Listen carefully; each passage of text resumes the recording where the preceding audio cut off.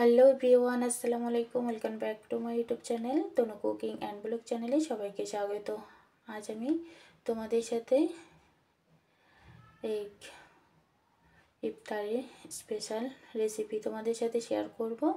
আশা করি এই রেসিপিটি তোমাদের খুব ভালো লাগবে। তো প্লিজ বন্ধুরা, ভিডিওতে একটা লাইক দিয়ে পুরো ভিডিওটি কন্টিনিউ করার চেষ্টা করবেন। তো চলুন শুরু করা যাক। তো প্রথমে আমি এখানে দুটো আলু নিয়েছি। আলুটাকে ভালো করে ধুয়ে পরিষ্কার করে আমি জলের মধ্যে রেখে দিয়েছি। এখন আলুটাকে গ্রেট করে নেব। তো দেখতে পাচ্ছেন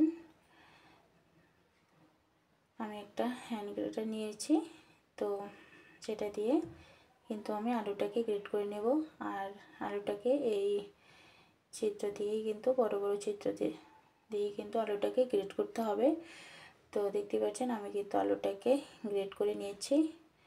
তো এখন এর মধ্যে কিছু শুকনো উপকরণ অ্যাড করব।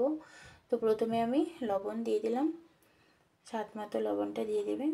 আর এখানে গোলমরিচ গুঁড়ো আর একটু সামান্য পরিমাণ হলদে পাউডার আর লঙ্কা পাউডারটা দিয়ে দিলাম। এখানে আমি কাঁচা লঙ্কাটা দেব না। তো সবগুলো উপকরণ দিয়ে ভালোভাবে হাত দিয়ে মিক্স করে নিচ্ছি। একদম আলতো হাতে মিক্স করতে হবে।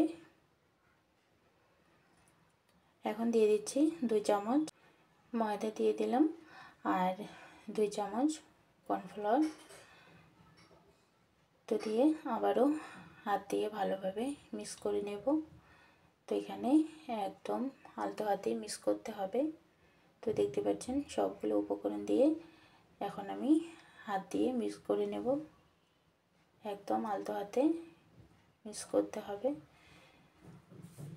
তো দেখতে পাচ্ছেন আমার মিক্স করা হয়ে গেছে, এরকম হয়ে গেছে। তো এখন আমি হাতে করে নিয়ে একটা সাইজ করে নিয়ে আমি এখন এগুলোকে ভেজে নেব। তো এদিকে একটা প্যান বসিয়ে দিয়েছি চুলায় আর পর্যাপ্ত পরিমাণ তেল দিয়েছি। তেলটা আমি ভালোভাবে গরম করে নিয়েছি। এখন সবগুলো নাস্তা আমি দিয়ে দেব। তো আমার এখানে যতগুলো আসবে আমি ততগুলো দিয়ে ভেজে নেব।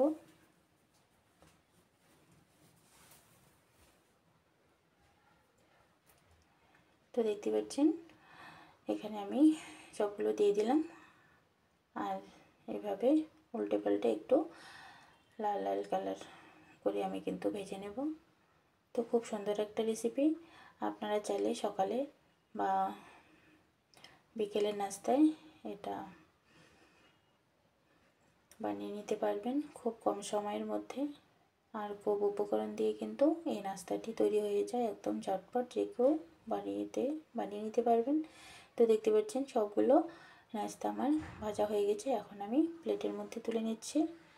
আর কালারটাও কিন্তু মাশাআল্লাহ দারুণ এসেছে। তো সবগুলো নাস্তা এভাবে আমি ভেজে নেব।